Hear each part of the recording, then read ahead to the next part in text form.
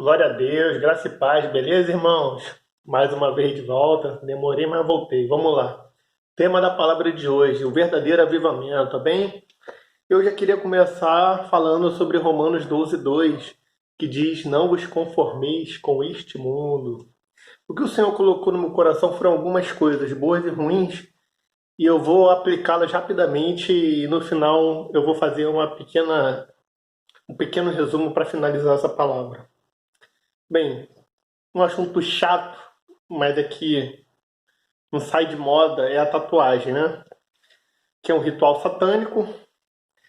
Ele cria abertura para que espíritos imundos, ruins, malignos entrem na sua vida e agem na sua vida. É por isso que algumas coisas não se rompem na sua vida, porque você está permitindo que espíritos ruins, espíritos que amarrem a sua vida, entre através de algumas atitudes. Então, tatuagem é uma delas.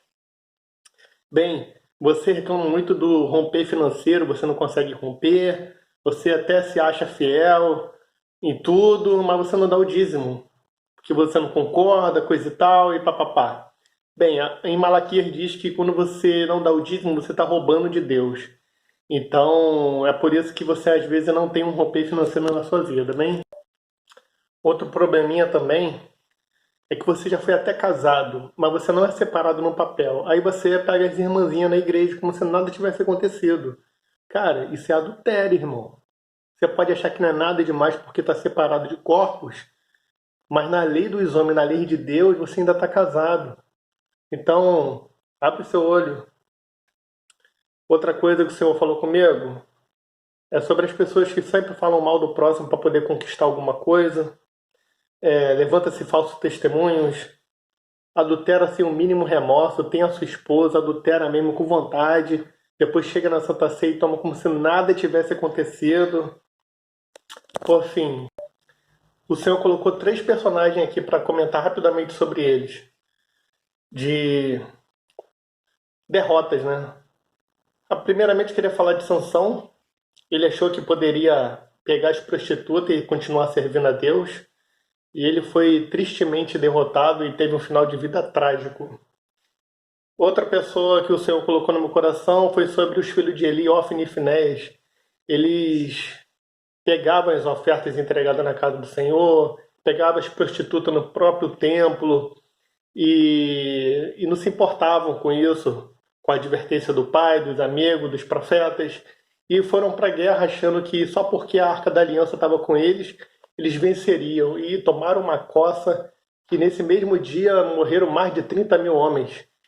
Porque com Deus não se brinca, irmão. Você quer enfrentar uma guerra no pecado, você não vai conseguir vencer. Bem, e a outra personagem aqui de derrota foi o rei Saul, né? Que ele não queria obedecer a Deus, queria nada com Deus, e ele achou que para vencer uma guerra era apenas sacrificar uma ovelha, um carneiro, por fim. E ele ainda fez o papel do sacerdote, ou seja, é uma pessoa que não aprendeu a obedecer a palavra de Deus. E também teve um fim trágico, que acabou se suicidando, né, quando ele se encontrou cercado pelos adversários. Bem, a Bíblia mostra os pontos negativos, mas também mostra os positivos. Olha só que coisa interessante. Três personagens que por obediência venceram quando vieram o dia mal, né, sobre eles. Daniel, ele foi poupado na cova dos leões por quê? Porque ele andava em santidade. A adversidade chega para todo mundo. A diferença é que quando chegou para ele tinha respaldo bíblico, ele tinha obediência e Deus poupou dos leões, amém? E outros personagens aqui, ó, Sadraque, Mesaque e Abednego, foi poupado da fornalha por quê? Não é que foi poupado da fornalha, ele foi para a fornalha, mas não foi queimado, não foram queimados, por quê? Porque se agradaram de Deus. Se você tiver em obediência, quando vier a adversidade, o Senhor vai te livrar, amém? E outro personagem aqui maravilhoso que eu posso falar, que eu quero falar, é sobre o rei Davi.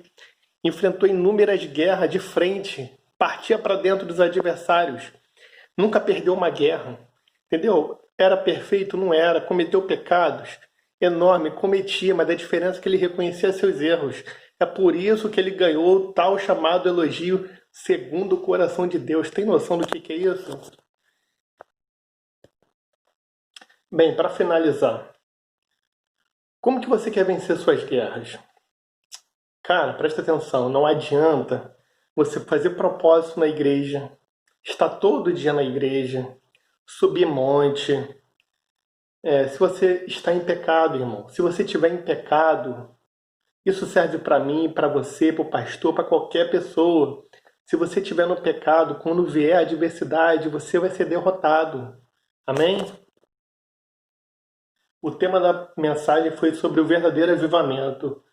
E o que Deus falou comigo foi isso. Quer viver um verdadeiro avivamento? Reconhece o Senhor todos os seus caminhos. Reconhece que você está no pecado e que você precisa dele. Não haja com as suas próprias forças, você vai quebrar a cara. Vive em santidade, fuja do pecado. Aquele pecado que você cometeu, não cometa mais. Você não pode ficar ano após ano cometendo os mesmos pecados, amém?